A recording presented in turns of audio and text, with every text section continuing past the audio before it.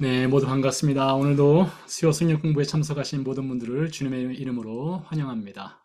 오늘은 8번째 시간으로 동역이란 주제로 말씀을 배우도록 하겠는데요. 오늘은 빌립보서 말씀을 배우도록 하겠습니다. 요즘 토요 새벽 기도 시간에 빌립보서 말씀을 배우고 있는데요. 자, 오늘은 빌립보서 1장 1절부터 11절 말씀을 중심으로 동역이란 주제로 살펴보게 될 것입니다. 자, 빌립보서를 살펴보기 위해서는 사도행전 16장에 있는 마게도냐 환상이 매우 중요하거든요. 이 마게도냐 환상을 통해서 바울이 빌립보라고 하는 지역으로 가서 복음을 전하게 되기 때문이죠. 자, 그래서 마게도냐 환상에 대해서 잠시 살펴보고, 그리고 이어서 하나님의 동역 혹은 동행, 성령의 동역, 그리고 동행하심, 교회의 동역과 동행에 대해서 함께 배워보도록 하겠습니다. 자, 먼저 바울의 2차 선교를 좀 볼 필요성이 있어요. 바울이 빌립보 지역에 가서 선교를 하게 된 것은 바울의 2차 선교와 관련이 있습니다. 바울을 파송한 교회는 안디옥 교회이지요. 안디옥 교회에서 바울이 출발을 해서 원래 그가 가고자 했던 선교지는 아시아 지역이었습니다. 아시아 지역이라고 하면 오늘날 투르키의 지역이죠. 이 전체 지역을 가리켜서 아시아 지역이다라고 말할 수가 있겠는데요. 이 지역에 세운 개척한 교회들을 방문하려 했던 것이죠. 1차 선교 때 바울이 개척했던 교회들을 재방문을 해서 제자들을 돌아보고 격려할 목적으로 2차 선교를 준비했던 것입니다. 자, 그리고 바울이 이 선교를 이제 떠나게 되는데 이제 갈라디아 지역을 돌아보고 위에 가서는 이 비시디아 지역까지 이 전체 지역을 돌아볼 목적이었습니다. 근데 웬일인지 이게 잘 되지 않습니다. 하나님의 성령께서 계속 바울의 일정을 막으신다는 그런 느낌을 받게 되지요.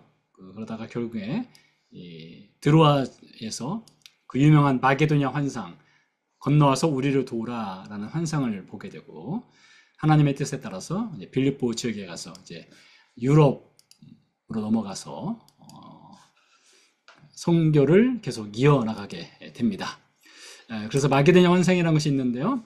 이 마게도냐 환상은 사도행전 16장에 관련이 있습니다. 그러니까 사도행전 16장은 바울의 두 번째 선교, 바울과 실라가 그리고 누가도 그 자리에 있었고 디모데도 합류를 하게 되고 또 여러 다른 사역자들이 있었어요. 사역자들과 함께 2차 선교를 하던 중에 마게도냐 환상을 보게 되는 장면이 사도행전 16장 6절에서 10절 사이에 있습니다. 그 부분을 먼저 읽어보도록 하겠습니다. 성령이 아시아에서 말씀을 전하지 못하게 하시거늘 그들이 부르기아와 갈라디아 땅으로 다녀가 무시 앞에 이르러 비두니아로 가고자 애쓰되 예수의 영이 허락하지 아니하는지라. 무시아를 지나 드로아로 내려갔는데 밤에 환상이 바울에게 보이니 마게도냐 사람 하나가 서서 그에게 청하여 이르되 마게도냐로 건너와서 우리를 도우라 하거늘. 바울이 그 환상을 보았을 때 우리가 곧 마게도냐로 떠나기를 힘쓰니 이는 하나님이 저 사람들에게 복음을 전하고라고 우리를 부르신 줄로 인정함이러라.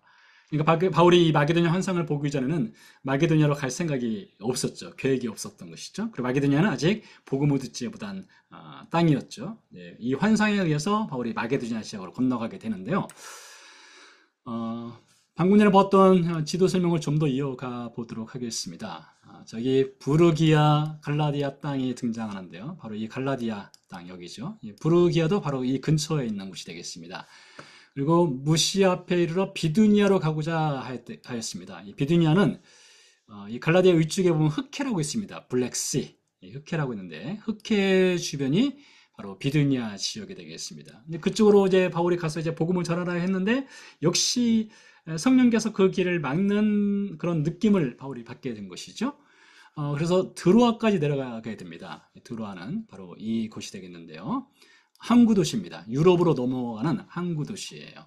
자, 여기에 도착했을 때에 마게도냐 사람이 서서 마게도냐로 건너와서 우리를 도우라. 이 음성을, 이 환상을 바울이 보게 된 것이죠. 이 환상을 보고 나서 이제 유럽의 첫 관문인 빌립보 지역으로 가서 빌립보 교회를 개척하게 되는 사건이 펼쳐지게 되는 것이 되겠습니다. 자, 이렇게 바울이 자신이 계획했던 것과는 다른 방향으로 하나님이 그를 인도해 가시는 것을 볼 수 있는데요. 성경에 보면 하나님께서 사람을 불러서 그 사람에게 어디로 가라 이렇게 말씀하실 때에 그 가는 루트를 처음부터 끝까지 장소별로 아주 세밀하게 가르쳐 주는 경우는 없다고 보는 게 좋을 것 같습니다. 없다고 보는 게 좋을 것 같고요. 하루하루 하나님께서 그 사람의 삶을 인도에 가서 결국에는 하나님이 목적하시는 그 장소로 이끌어 가시는 경우가 있는데요. 예를 들면은 아브라함 사건에서 확인해 볼 수가 있어요. 하나님께서 아브라함을 부르시게 되죠. 여호와께서 아브라함에게 이르시되 너는 너의 고향과 친척과 아버지의 집을 떠나 내가 네게 보여줄 땅으로 가라 했어요. 뭐 여기 보여줄 땅은 결국에 가나안 땅이 되겠죠. 가나안이 되겠는데 처음부터 가나안이라고 말씀을 해주지 않으셨습니다. 보여줄 땅으로 가 이렇게 말씀하셨어요. 그리고 아브라함은 여호와의 말씀을 따라갔다라고 되어 있죠. 자, 그래서 아브라함이 자신의 고향인 우르에서 이제 길을 나서지 않았겠습니까? 우르는 이 아래쪽에 있습니다. 이 아래쪽 이 바다가 페르시아만이죠. 한동안 좀 이란과 이스라엘 사이의 전쟁으로 인해서 시끄러웠던 동네가 되겠죠.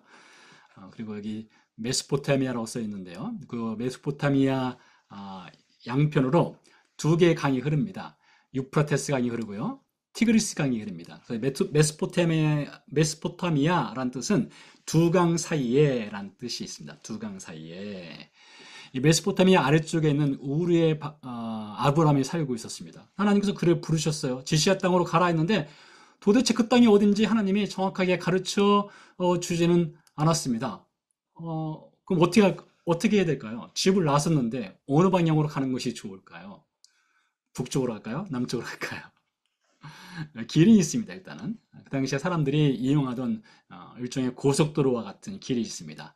그 길에 따라 쭉 올라가게 되면은 하란이라고 하는 곳에 도착을 해요. 창세기 11장에 보면은 아브람과 그의 아버지 데라 그리고 사라와 조카 롯이 하란이라고 하는 곳에 도착을 하게 되죠. 고대 시대 사람들이 이용하던 길이에요. 그러니까 아브람도 길을 나섰는데 막막하잖아요. 어디로 가라고 하는지 정확하게 말씀을 안 해주시니까 길을 따라가는 겁니다. 하란 땅에 도착해서 여기서 머물다가 다시 또 길을 따라서 쭉 따라 내려오다 보면 자연스럽게 가나안 땅, 하나님이 그를 인도하시는 땅으로 가게 되죠. 아브라함도 이제 하루하루 하나님께서 이렇게 정확하게 이 길이야, 남쪽이야, 동쪽이야 이렇게 알려주지는 않았습니다. 그냥 무작정 길을 따라 나선 거예요. 나서고 길을 가다 보니까 결국에는 하나님이 인도하신 그 땅으로 도착을 하게 되는 것이죠. 자, 바울도 마찬가지였고요. 또 한 케이스로 룻기를 예를 들 수가 있어요. 하나님께서 미리 다 보여주신 것이 아닙니다. 조금씩 인도해 주셔요. 룻기에서 보면은 룻이 시어머니인 라오미를 따서 베들레헴으로 가는 장면이 있죠. 그때 룻이 시어머니에게 한 고백, 아주 유명한 고백이 있지 않습니까? 어머니께서 가시는 곳에 나도 가고 어머니께서 머무시는 곳에서 나도 머물겠나이다. 어머니의 백성이 나의 백성이 되고 어머니 하나님이 나의 하나님이 되시리니 어머니께서 죽으시는 곳에서 나도 죽어 거기 묻힐 것이라 했어요. 베들레헴으로 간다는 목적은 분명합니다. 목적지는 이미 정해져 있죠. 근데 룻은 그 앞에 어떤 일이 펼쳐질지 전혀 알지 못하죠. 앞으로 어떤 일이 전개될지 전혀 알지 못하지만 그 목적지를 향해서 하루하루 이제 길을 걸어가는 것입니다. 그리고 그들의 결국에 이제 베들레헴에 도착해서 이제 멋진 그 룻기서의 이야기가 또 펼쳐지지 않습니까? 그래서 이 세 가지 경우를 보니까 하나님께서 우리에게 어떤 하나님의 뜻을 가르쳐주고 인도하실 때에 처음부터 끝까지 세밀하게 그 길을 가르쳐 주느냐? 그러진 않는다는 거예요. 그러진 않으세요. 하나님이 부르시고 우리는 그 부르심에 의해서 순종해 나가지만 세밀하게 가르쳐 주진 않습니다. 일단 길을 나서는 겁니다. 일단 출발하는 거예요. 신명기에 보니까 이런 말씀이 있어요. 감추어진 일은 우리 하나님 여호와께 속하였거니와 하나님께서는 어떤 일을 신비하게 숨겨놓는다는 거예요. 나타난 일은 영원히 우리와 우리 자손에게 속하였나니 나타난 일이 무엇일까요? 아브라함에게는 길이 나타난 일이에요. 아브라함에게는 늘 사람들이 이용하는 길이 그에게 보이는 거예요. 그 길 따라 가는 겁니다. 룻은 어머니를 따라서 앞으로 어떤 일이 펼쳐질지 모르지만 베들레헴을 향해 가는 거예요. 바울은 하나님의 인도하심이 정확히 이게 어디 있는지 모르니까 일단 여기도 가보고 저기도 가보는 거예요. 헤맬 수도 있지만요. 나타난 이는 영원히 우리와 우리 자손에게 속하였나니 하면서 모세가 말을 이렇게 이어갑니다. 이는 우리에게 이 율법의 모든 말씀을 행하게 하려 하심이니라 했어요. 우리가 장래일을 정확하게 알 수 없습니다. 어떤 일이 펼쳐질지 몰라요. 근데 당장 today 우리가 할 일은 무엇입니까? 우리에게 주어진 말씀을 따라서 그냥 하루하루를 살아가는 겁니다. 자, 이렇게 그림을 그려봤어요. 그림이라고 볼 수 있나요? 네. 우리의 시작은 명확합니다. 우리의 시작은 셀베이션, 복음, 가스펠로 시작합니다. 주께서 우리를 구원해 주셨어요. 우리의 끝도 분명합니다. 우리의 끝은 어디입니까? 죽음 이후에는 하나님 나라 가는 것이고 살아서는 주님과 동행하는 것입니다. 근데 today, 오늘은 우리가 몰라요. 오늘 우리에게 어떤 일이 펼쳐질지, tomorrow, 내일 어떤 일이 펼쳐질지 우리는 알지 못합니다. 그저 우리는 길을 나서는 겁니다. 오늘 주어진 일에 오늘 삶이 아침에 눈을 뜨게 되면 오늘도 하나님이 나에게 하루를 주셨구나. 하루 주신 삶 내가 성실하게 신실하게 하나님의 사람으로 살아야 가야지. 이런 마음을 갖고 신자들은 살아가야 한다는 것이죠. 제가 좋아하는 나태주 시인의 시 중에 이런 시가 있습니다. 선물이라는 시가 있어요. 선물이라는 시. 이 선물이라는 시에 보니까 이런 말이 한 부분인데요. 하늘 아래 내가 받은 가장 커다란 선물은 오늘이랍니다. today. 내가 나에게 주어진 오늘이라는 것이 얼마나 소중하고 존귀하고 가치 있는 날이냐. 하나님께서 너는 오늘 하루를 살아라. 너무 멀리 보려고 하지 마라. 내일 어떤 일이 있을지 너무 염려하지 말아라. 오늘 주어진 하루를 살아라. 이거예요. 바울도 그렇게 살았어요. 아브라함도 그렇게 살았고요. 룻도 그렇게 살았습니다. 그러니 우리에게 주어진 오늘을 눈을 뜨면 하나님이 나에게 오늘 삶을 주셨구나. 오늘 주어진 삶 내가 성실하게 신실하게 하나님의 사람으로 살아가야 되겠다. 이렇게 하루를 시작해야 된다는 것이죠. 한 가지 질문을 가져왔습니다. 하나님의 뜻을 아는 것과 하나님의 뜻에 순종하는 것, 여러분 어떤 것이 쉽고 어려울까요? 우리가 하나님의 뜻을 아는 것도 참 쉽지 않을 수 있어요. 어떤 경우에 따라서는요. 근데 하나님의 뜻이 알려줬을 때에 그것을 우리가 순종할 수 있는가? 이것도 참 가벼운 질문은 아닙니다. 특별히 우리가 하나님께서 우리에게 어떤 특별한 뜻을 가르쳐 줄 때는요. 그 길이 험난할 때 가르쳐 줘요. 어려울 때요. 우리가 따라가기 쉽지 않을 때, 매우 도전적일 때 하나님이 너 이 길로 가야 된다라고 가르쳐 주는 경우가 있어요. 그래서 사실 우리가 하나님의 뜻을 아는 것도 참 중요하지만 하나님의 뜻에 순종하는 그런 마음의 자세를 갖는 건 더 중요하다 싶습니다. 자, 그래서 첫 번째로 바울이 이 마게도냐 환상을 따라서 가게 되기까지 하루하루를 걸어갔어요. 길은 모르지만 걸어갔어요. 걸어가다 보니까 하나님의 인도하심이 그곳에 있다는 것을 알게 되었어요. 여러분 오늘 하루를 하나님께서 주신 날로 여기고 하루를 성실하게 신실하게 사십시오. 내일 일을 너무 염려하지 마십시오. 내일은 하나님께서 또 내일 우리에게 또 삶을 주시고 또 인도해 주실 겁니다. 자, 두 번째입니다. 이렇게 하루하루를 살다 보면은 하나님과 동역과 하나님과 동행하는 삶을 살 수가 있어요. 바울이 이제 빌립보로 넘어가지 않았겠습니까? 빌립보로 넘어가서 이제 빌립보에서 선교를 하게 되는데 다른 아시아 지역에서는 바울이 선교를 하게 되면 제일 먼저 찾아가는 곳이 있습니다. 어디일까요? 네, 유대 회당입니다. 동족 유대인들이 있는 공동체를 찾아가요. 거기서 복음을 전합니다. 그런 다음에 유대인들이 그 복음을 거부하면 이방인들에게 가서 복음을 전하는 그런 순서를 밟아 나갔어요. 자, 그런데 빌립보 지역에 갔을 때는 그렇게 할 수가 없었습니다. 안식일에 이르렀어요. 우리가 기도할 곳이 있을까 했어요. 왜 기도할 곳이 있을까 이렇게 말을 할까요? 회당이 아니라요. 그러니까 이 빌립보 지역에는 유대인 공동체가 매우 희박하거나 없었던 거예요. 그러니까 뭐 이런 말이 좀 부적합할지 모르지만 맨 땅에 헤딩하는 것 같은 거예요.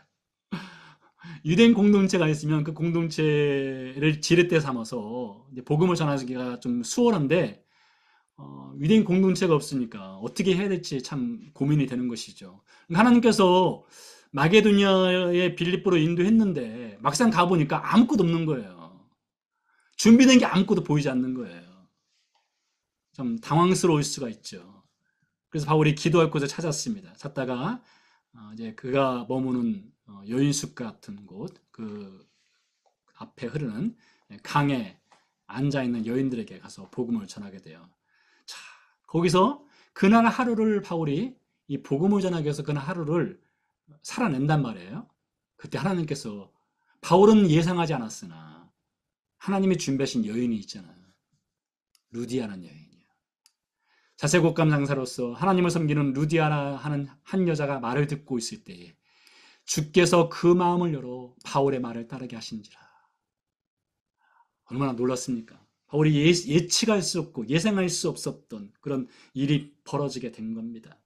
그래서 바울이 루디아에게 복음을 전했을 때에 그녀와 그의 가정이 복음을 믿게 되죠. 그리고 루디아의 집은 빌립보 지역에 세워진 최초의 가정교회가 됩니다. 그리고 바울은 그 가정교회 목사로서 이제 사역을 하게 되지요. 이 빌립보 지역은요, 결코 작지 않았습니다. 대략 그 당시 1세기 당시에 5만 명 정도의 인구를 자랑하는 상당히 큰 규모의 메가폴리탄, 큰 규모의 도시였습니다. 지금 보시는 사진은 고대 빌립보 도시의 모습이 되겠습니다. 상당히 규모가 큰 것을 또 사진으로도 확인했으면 좋겠네요. 네. 자, 이럴 때 하나님께서 바울과 이렇게 동행하시면서 그가 하루하루를 살아날 때에 하나님께서 그에게 이제 일을 할 수 있도록 길을 열어주시는 거예요. 두 번째 장면에서 바울이 빌립보에서 이제 감옥에 갇히는 일이 있었잖아요. 그리고 감옥의 안에 간수에게 복음을 전하게 되죠. 선생들이여, 내가 어떻게 하여야 구원을 받으리까? 주 예수를 믿으라. 그러면 너와 내 집이 구원을 받으리라. 주의 말씀을 그 사람과 그 집에 있는 모든 사람에게 전하더라. 그와 온 집이 하나님을 믿음으로 크게 기뻐하니라. 자, 하나님께서 첫 번째로 준비하신 바울과 동역하면서 혹은 동행하면서 준비하신 사람은 루디아였고, 두 번째는 빌립보 감옥의 간수 가석이었습니다. 이게 그래서 빌립보 지역에 두 가정이 예수님 믿는 가정이 이제 일어나게 된 것이죠. 빌립보 교회의 창립 멤버라고 할 수가 있겠고 시드라고 할 수가 있겠죠. 자, 이렇게 해서 빌립보 교회가 개척이 됩니다. 자, 하나님께서 이렇게 인도해 주셨어요. 그것을 바울은 순종해 가면서 보게 되는 것입니다. 그리고 이제 빌립보를 떠나게 되죠. 두 사람이 오기서 나와 루디아의 집에 들어가서 형제들을 만나보고 위로하고 가니라. 다음으로 이제 데살로니가 지역으로 바울이 넘어가게 되는데요. 다시 창세기로 잠깐 넘어가 볼게요. 창세기에도 보면 이 아브라함이 길을 나섰는데 도대체 어디로 가야 되나 참 당황스럽고 길을 알지 못할 때에 그가 무작정 길을 걸어가지 않습니까? 걸어가면서 그가 한 일이 있어요. 창세기 12장에서 시돈산 사이에 보니까 반복적으로 이런 말을 합니다. 자기에게 나타나신 여호와께 그가 그곳 세겜이라고 하는 곳에 도착하겠을 때에 제단을 쌓고, 그가 그곳 베델에 도착했을 때에 제단을 쌓고 여호와의 이름을 부르더니 그가 헤브론에 여호와를 위하여 제단을 쌓았더라. 자, 하나님께서 바울과 아브라함과 동행할 때에 아브라함은 하나님께 예배의 제단을 쌓으면서 하루하루를 살아갔습니다. 그런 여러분, 우리의 일상생활에서도 이 예배의 생활을 늘 해보세요. 동행하면서요. 하나님과요. 그러면 하나님과 동역하고 동행하면서 우리 하루하루를 멋지게 살아갈 수가 있는 것입니다. 자, 이렇게 해서 바울이 빌립보에서 교회를 개척하고 나서 데살로니가로 떠나지 않습니까? 바울이 2차 선교를 마치고 이제 3차 선교를 마치고 바울이 로마에 이제 갇히게 됩니다. 로마에서 감옥 생활을 하게 될 때 빌립보 교회 신자들에게 드디어 4장에 걸쳐서 편지를 쓰게 되는데 우리가 빌립보서 1장을 살펴보고 있잖아요. 그래서 빌립보서 1장 말씀을 전체를 우리 한번 공동체 성경 읽기로 한번 들어보겠습니다. 우리가 빌립보 교회 신자로서 바울이 전하는 감옥에서 쓴 편지를 받는다는 심정으로 1장 내용을 한번 들어보세요. 제1장 그리스도 예수의 종 바울과 디모데는 그리스도 예수 안에서 빌립보에 사는 모든 성도와 또한 감독들과 집사들에게 편지하노니 하나님 우리 아버지와 주 예수 그리스도로부터 은혜와 평강이 너희에게 있을지어다. 내가 너희를 생각할 때마다 나의 하나님께 감사하며 간구할 때마다 너희 무리를 위하여 기쁨으로 항상 간구함은 너희가 첫날부터 이제까지 복음을 위한 일에 참여하고 있기 때문이라. 너희 안에서 착한 일을 시작하신 이가 그리스도 예수의 날까지 이루실 줄을 우리는 확신하노라.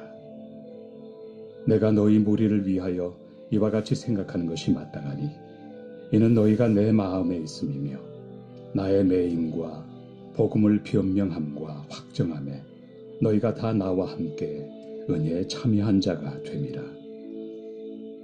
내가 예수 그리스도의 심장으로 너희 무리를 얼마나 사모하는지 하나님이 내 증인이시니라.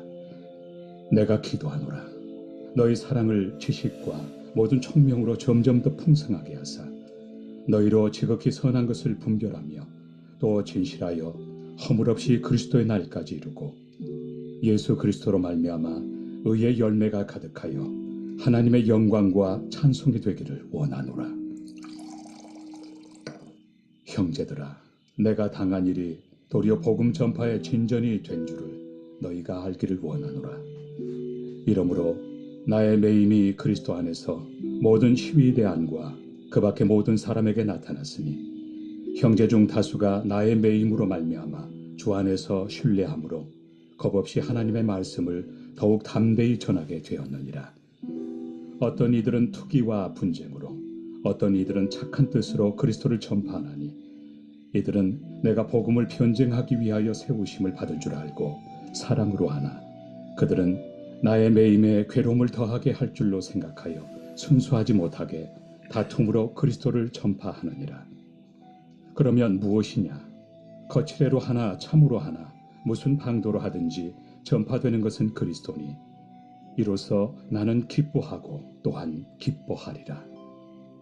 이것이 너희의 간구와 예수 그리스도의 성령의 도우심으로 나를 구원에 이르게 할 줄을 아는 고로 나의 간절한 기대와 소망을 따라 아무 일에든지 부끄러워하지 아니하고 지금도 전과 같이 온전히 담대하여 살든지 죽든지 내 몸에서 그리스도가 존귀하게 되게 하려 하나니 이는 내게 사는 것이 그리스도니 죽는 것도 유익함이라.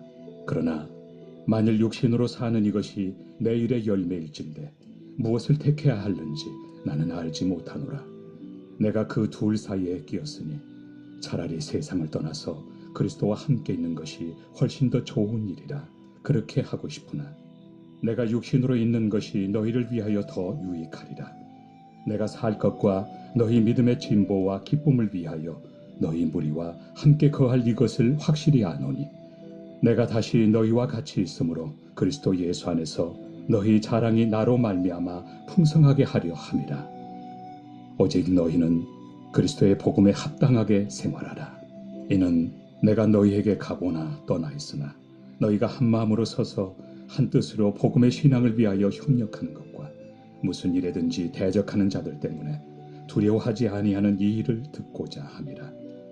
이것이 그들에게는 멸망의 증거요 너희에게는 구원의 증거니 이는 하나님께로부터 난 것이라. 그리스도를 위하여 너희에게 은혜를 주신 것은 다만 그를 믿을 뿐 아니라 또한 그를 위하여 고난도 받게 하려 하심이라. 너희에게도 그와 같은 싸움이 있으니 너희가 내 안에서 본 바요 이제도 내 안에서 듣는 바니라.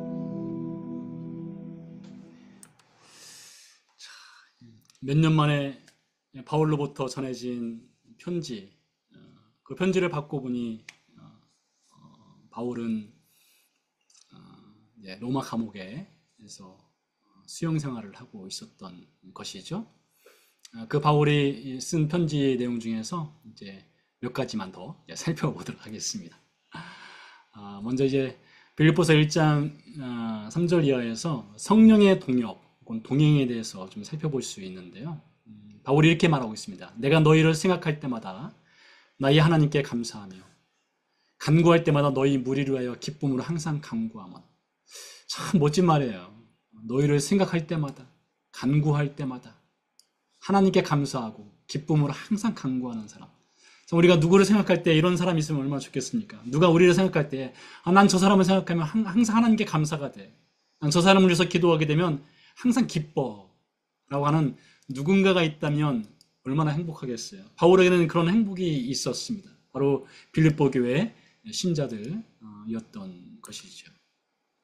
근데 그 이유를 이렇게 말합니다. 너희가 첫날부터, 이 첫날이라는 것이 무엇입니까? 바울이 빌립보에 가서 복음을 전했던 그 첫 시작부터죠.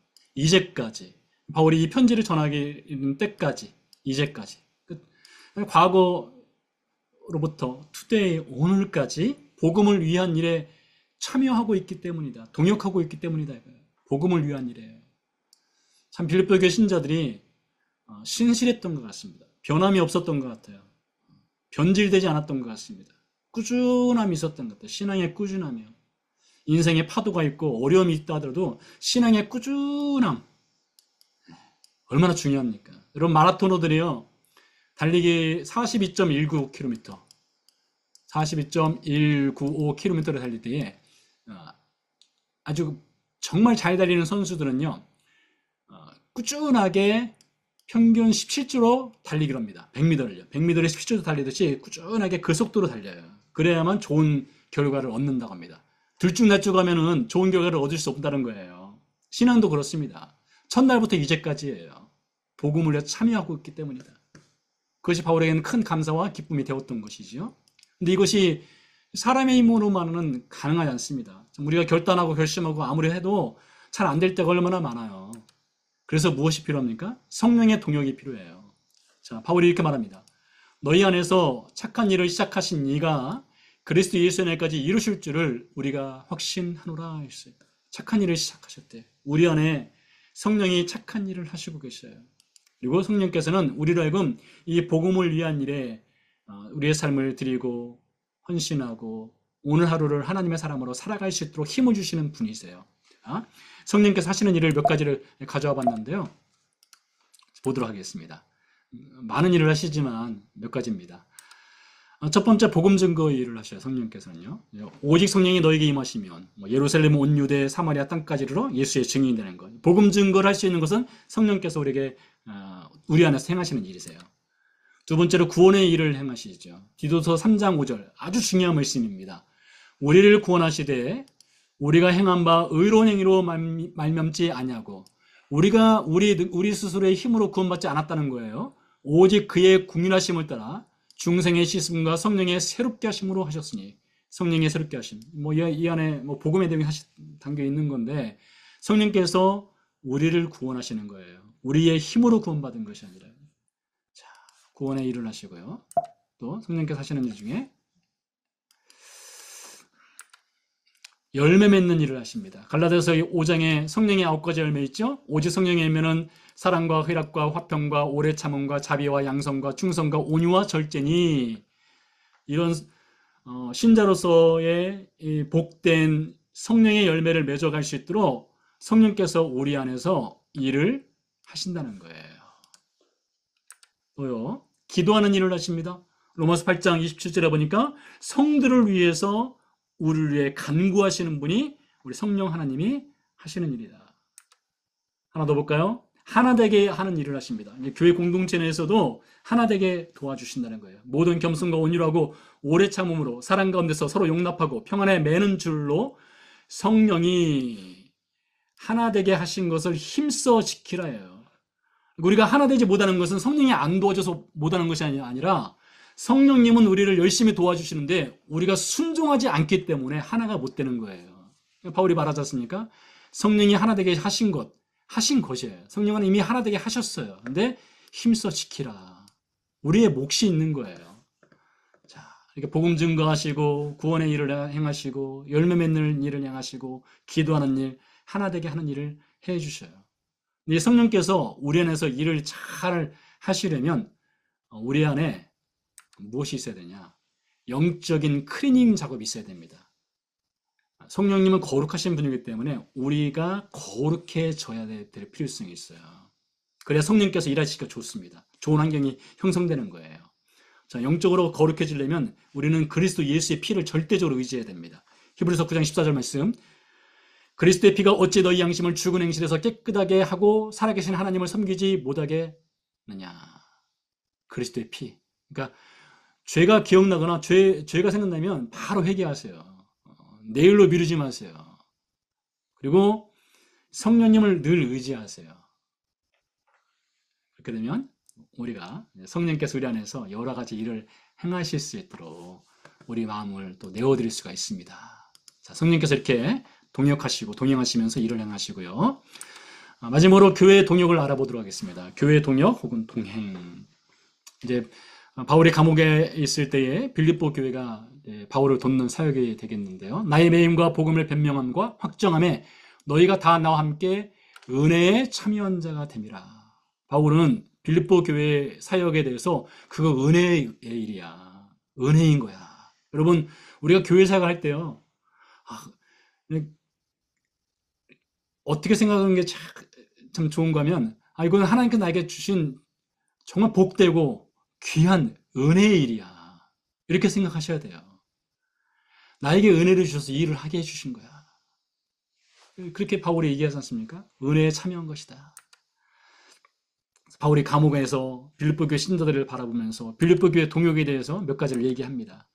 첫 번째, 복음 전파를 했어요. 바울과 동역하면서 형제 중 다수가 나의 매임으로 말미암아 주 안에서 신뢰함으로 겁없이 하나님 말씀을 더욱 담대히 전하게 되었느니라. 바울이 감옥 안에 있으니까 우리가 바울을 대신해서 복음을 전하자 이러면서 더욱 열심히 복음을 전하는 형제들이 있었다는 거예요. 그러니까 동역을 했죠. 또 에바브로디두라고 하는 빌립보 교회 신자 형제를 바울에게 보냈습니다. 바울에게 보내서 바울의 옥바라제로 바울을 섬기도록 했죠. 또 에바브로디두는 와서 열심히 섬겼습니다. 어떻게 섬겼어요? 자기 목숨을 돌보지 아니한 것은, 이렇게 말하지 않습니까?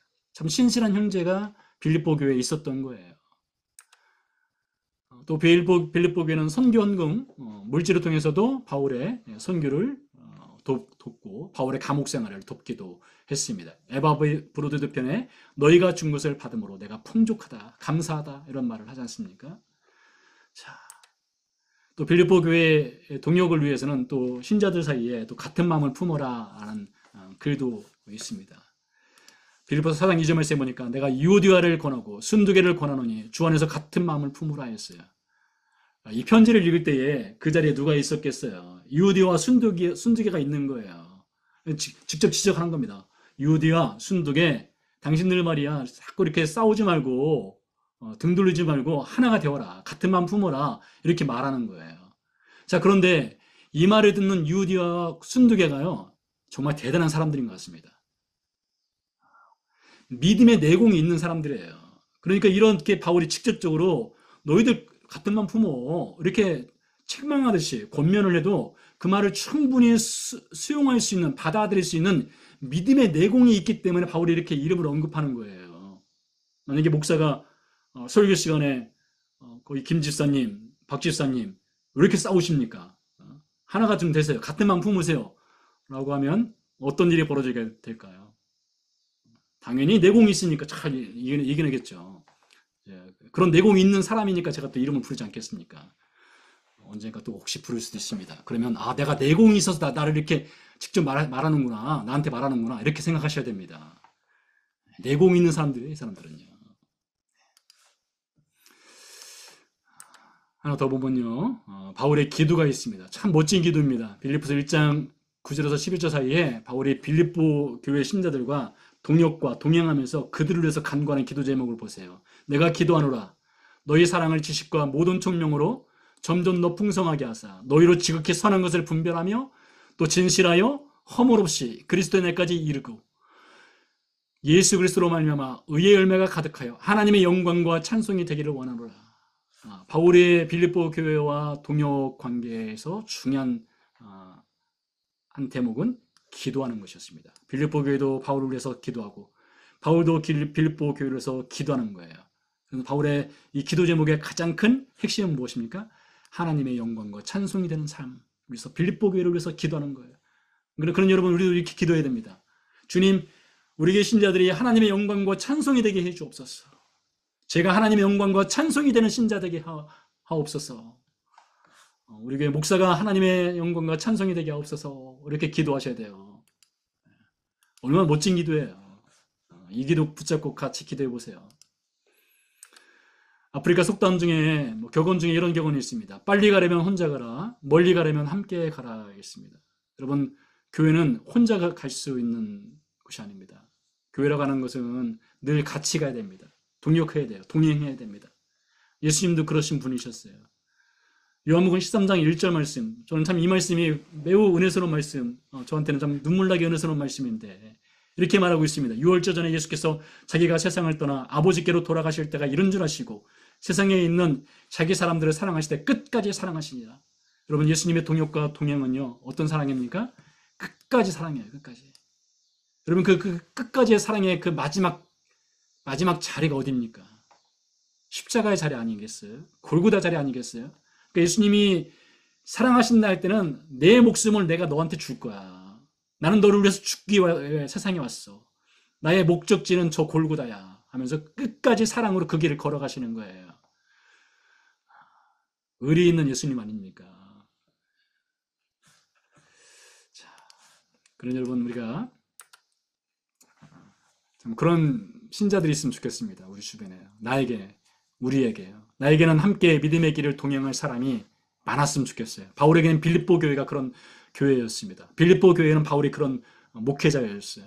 하나님과 성령님과 예수님도 동역하고 동행하셨어요. 그러니 여러분, 우리도 서로 믿음의 동역과 동행할 수 있는 사람이 더 많아져야 됩니다. 그런 우리 새소문교회 신자들이 되기를 소망해 봅니다. 또 그렇게 될 겁니다.